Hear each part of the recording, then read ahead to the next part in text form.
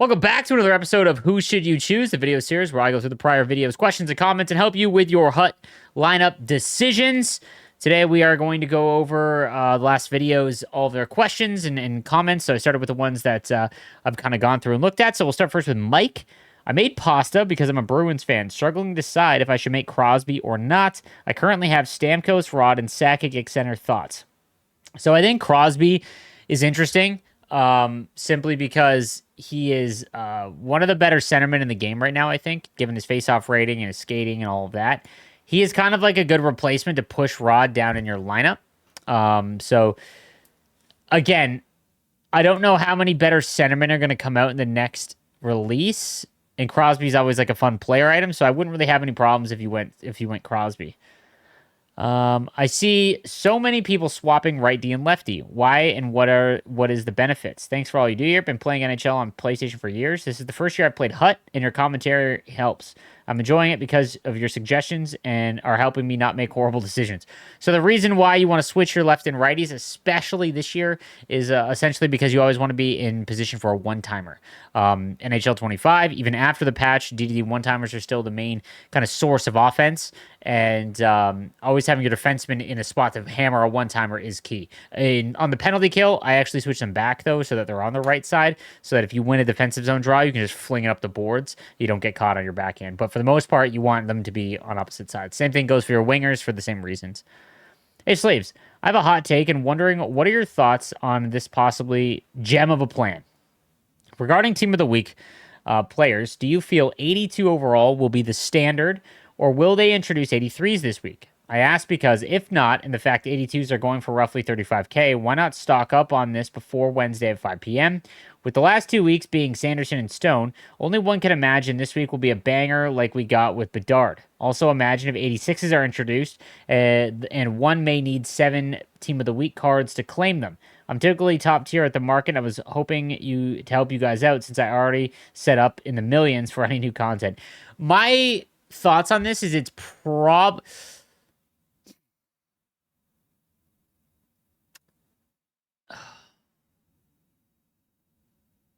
You know what? If it goes that way and 83s are what's used, it sucks because all the 82s that we've used are now pointless, except for you could trade them in for anything 80 and above. I could see that because it looks like everything has gone +1. You know, everything has gone +1.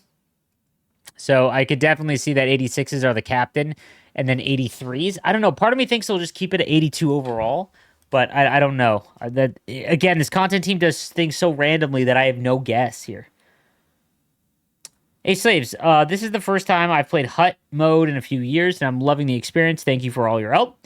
Today, I want to ask if there are consequences to playing a card outside of their position. Do I need to play a card at their designated position, or can I move them around the lineup? For example, I have base Steve Yzerman card. I moved him to right wing because I already have 3 elite centers. I wanted to ask if this would affect my lineup, or am I okay to do that? I wanted to know before I played more rivals. Thank you.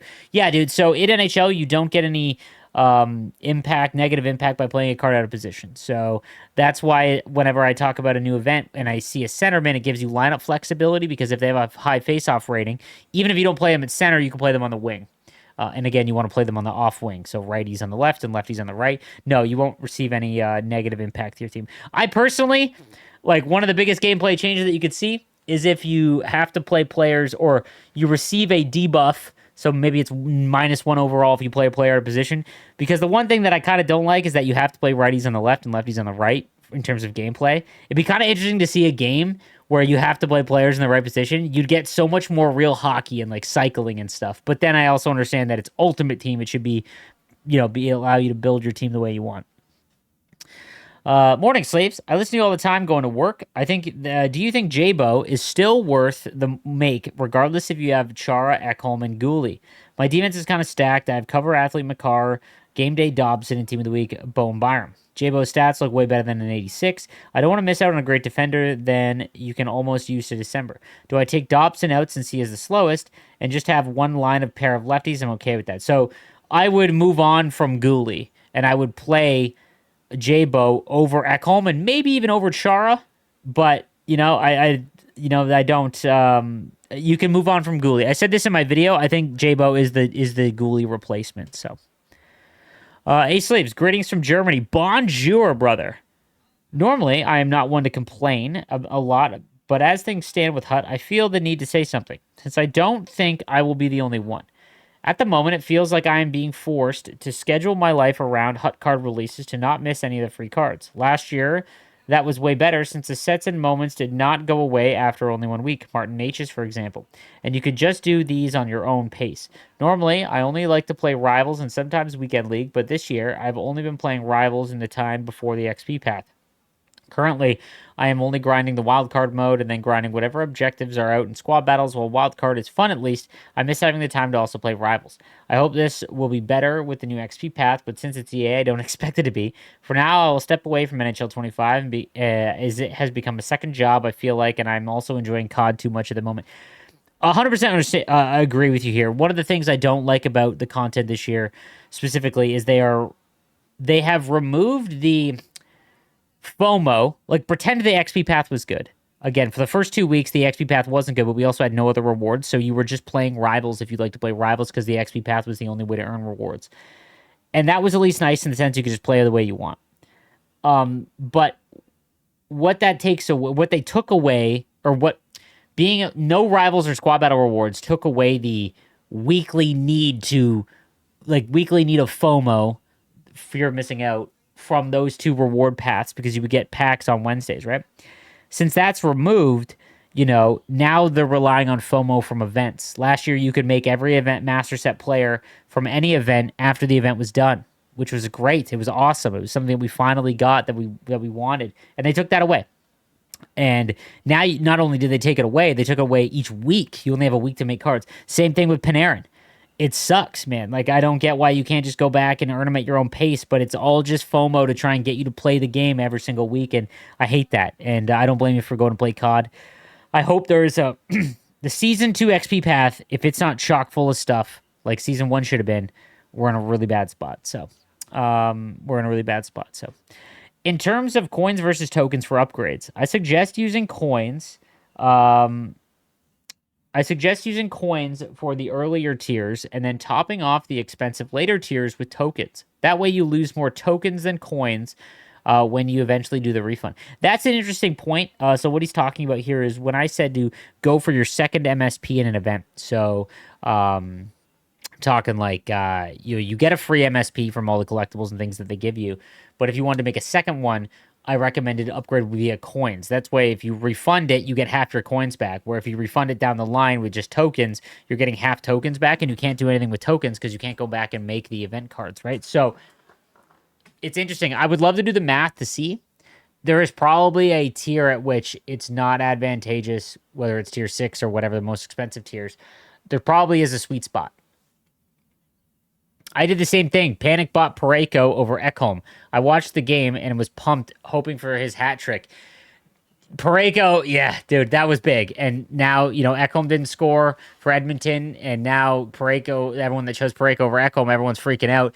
This is going to happen all year, man. Parayko might go a month without scoring again. He might. If you watched his goals the other night, I bet that he's probably going to score again. But nonetheless, like, this is how it goes. Like, Sanheim has gone, 2 weeks without scoring or a week without scoring? So, I would really like to see squad battles get a modifier or handicap feature. I find myself constantly being up by 5 goals before the halfway point of the game and putting my controller down for the rest. I'd love to see a feature where we can get a stacking XP amplifier if I start the game down by a few goals, randomly pick up a few players from my top 6, and be out of the game or play with an awkward camera angle. Overall, I feel squad battles is really tedious once you figure out how to beat the superstar AI. This seems like a fun way to challenge. 100%, man. To be honest, I think the only way to do this, because for a lot of players, playing on superstar is very difficult, right? Like, it's very hard for a majority of the player base. But once you figure it out, it's so easy. And there is a major issue that when you make something too easy in a video game, you lose interest. You're not engaged. All of that. My recommendation: put whatever the pro moments are, like Panarin, and make that a difficulty. Because I'll be honest with you, it'll be hard to get 5 goals in that. You're always engaged and you get more points. That's probably what needs to happen. Is that they need to make a harder difficulty than superstar, and that would alleviate some of this. Ace Sleeves. I don't really know who to pick for my captain's X Factor. I have Panarin, McKinnon, Kyrou, and Wyatt Johnson. I really like Nylander for his speed and elite edges, but also Kucherov looks good. Kucherov, every time I play against him, um, he's noticeable. I would go Kucherov over Nylander. He just, every time I play him, it's clearly their best card.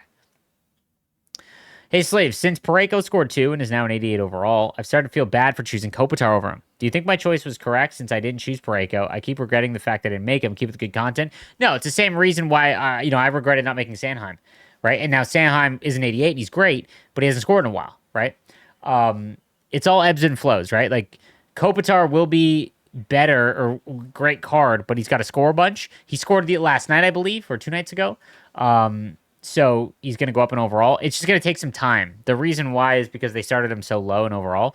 You'll be fine, man. Like I said, Parayko could not score for another month. Defenseman, it's so hit or miss. Hey, Sleeves, I currently have 4 to 6 team builders, and I could really use that Koivu. Worth it to buy the packs as I have 500K? 100%. The packs for 127, I think 77s are going for like 112,000 for a team builder, but you have to get a specific team. That's just blanket. 77 NHL players are going for like enough to be about, it saves you about 15,000 coins. I'd buy those 2 packs. You can buy 2 of them. I would do that. It's just way easier. I finished the XP path, and now I don't know what to do with Hut. I've never been the biggest online player, and I just try to get the best team possible. Now I feel like there's nothing. Dude, play another game. Try World of Shell. Nothing wrong with it, man. There's nothing wrong with it. And that's something I'm trying to, like, get people to understand this year is that, like, it's okay to just be like, I'm good for a little while. And the XP path helps with that as long as the rewards are better. So hopefully we get far better rewards. Sleeves, love the content, as always. I went a little hard with the defenseman. Cover athlete McCarr, BND Sanheim, Fantasy BND Seth Jones, and Fantasy Parayko, and Supernatural Chara. What would be the best new chase card? As I also have nothing left in the collection. Also, should I use my Team of the Week collectibles or save them? Save your Team of the Week collectibles for a banger release, and I will let you know, in my opinion, which ones when they make a card a little too good. Like Mark Stone's card was awful. That said, you have Sanheim, McCarr, Seth Jones, Parayko, and Chara. Well, I mean, J-Bo would be the next chase card. But, that being said, probably focus on a forward, dude. Probably focus on a forward. Hey, Sleeves, whenever I try to do a set, it never autofills the correct amount. Like I say, if I wanted to do a 79 plus, it would do a 79 overall, but not my 80s in the collection, making me manually put in every card. If you have any B&D cards in your collection, I believe it's not even putting the cards in, and it's just, it's a mess. This is because the multi-select has been broken, and they didn't have a fix for it, so they just took it out of the game. I'm hoping that it gets rectified, but there's no confirmation on that. You mentioned putting MSPs in the XP path, and I think that's a great idea. I think the best way for EA to time gate it would be instead of giving a choice pack in the XP path, they give a collectible that can be redeemed for an MSP choice pack.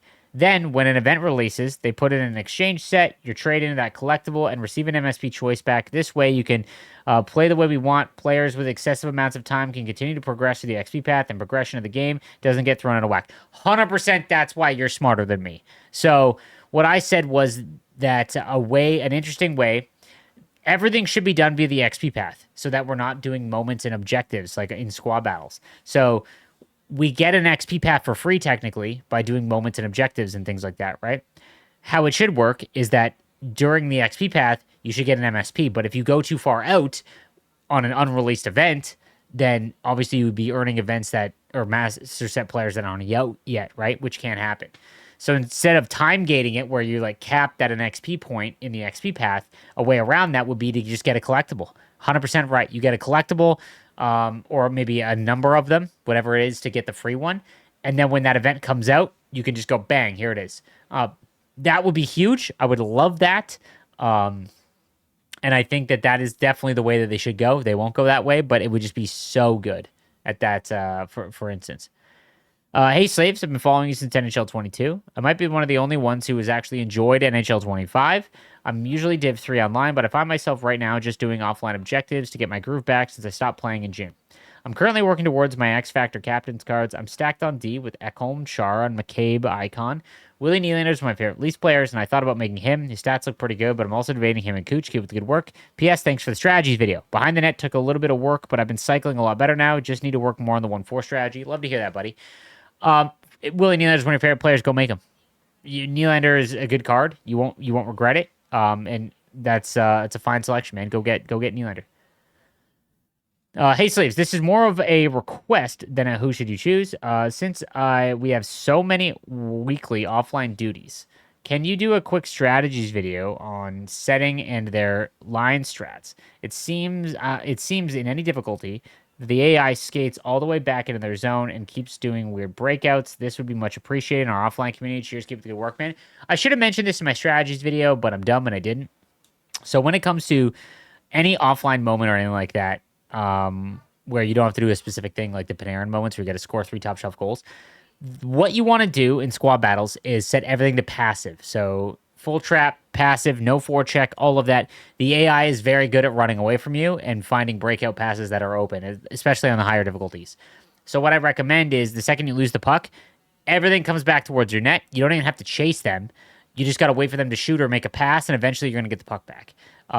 That's what I would recommend for players struggling offline on squad battles. That's how I would go about, getting a little bit, doing better if they're having a hard time. And then just go for D2D one-timers. That's probably the way, but not pressuring them is how you kind of deal with that for sure. All right, on to some of the other questions. Just save all your fodder for Team of the Year. All these cards don't make a difference at all. This is such a lame, annoying-ass way to play Ultimate Team, and I hate that this is even a thought anymore.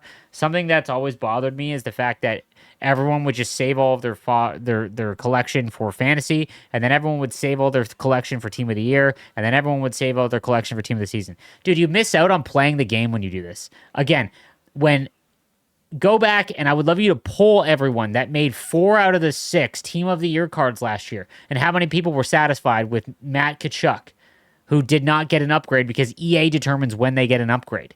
And if they don't feel like upgrading a card, they're not giving you an upgrade. And then you sit there and you bitch the entire time because you're not getting upgrades, and those cards are locked into your lineup. It's such a boring way to play this game, fellas. Like, just get that out of your head, man. If you see an event card that you kind of like that might be kind of cool, like Bouwmeester or Crosby, go make the card, man. Like, I promise you, it's, Miro didn't even hit 99. It's a great point. Miro Heiskanen is a Team of the Year card, did not hit 99. You know what I'm saying? So, like, why are we just burning and saving for the Team of the Year event when it isn't even providing as much value? Not to mention, if you got all 6 of them, they're locked into your lineup. So, I made pasta because I'm a Bruins. Oh, I read that one. Hey, slaves, maybe not necessarily a question, more of a thought and feeling. I found myself 9 wins in Hut Champs no matter how hard I try. At this point, I feel like it's just doing it on purpose. Pre-order, and I have stayed fairly relevant with my team and my time and in my limited time. 14-month-old daughter. Oh, nice, buddy. I'm just wondering if you have any tips or advice on how to break the 10-win curse. Last year, I was 11 to 12 wins, no problem, and I feel like I've just hit a wall when it comes to champs. Watch my strategies video. My strategies video, I promise you, if you get used to it and start looking for the things that I show you what to look for, you will get to 12 to 14 wins, and I can assure you of this because I do. I don't play an exceptional amount. If you guys go and look at my games played compared to your games played, it's probably not as crazy as you think. It's why I haven't been very good in years, because I don't play the game as much. I spend the time making videos. But no, go watch my strategies video. I promise you it will get you there. When it comes to 9, if you can't, the one thing I will say is if you can't consistently get to 10 wins, you might want to avoid it for a couple weeks and just play rivals instead, because if you can't get to 10 wins in the guaranteed card, the pack isn't really worth it to you, and you've basically played 20 full games, so I'd probably, consider, playing rivals and getting up and, getting a little bit better that way. Slaves, piggybacking off your idea to have the event stuff in XP path, and to avoid time gating the main XP path, they could change the objectives to an XP objective. For example, rather than 30 hits with off-the-charts player items for a collectible, it's 10,000 XP. This would allow us to play how we want and avoid the time gating issue. I'm really struggling this year as I have limited time to play. I'd prefer to only play rivals, but dude, this is why you guys are smarter than me. This is why if everyone that says I should be on the content team, like, I can't come up with these ideas. I could tell you how to deliver content in a better way, but these ideas are awesome. 100%. It should not be win 30 games. It should be get 10,000 XP, and you could just get the XP by playing rivals. 110%. This is why you should do it. That's a great idea, and it will be one that I relay to EA, even though they won't listen to me. So love that. Love the comments, guys, and I really appreciate when you guys come with some banger ideas. So that's going to do it for this episode of Who Should You Choose? I will see you guys a little bit later on. I'll help break down all of the content that comes out today. I appreciate it. I'll see you next time.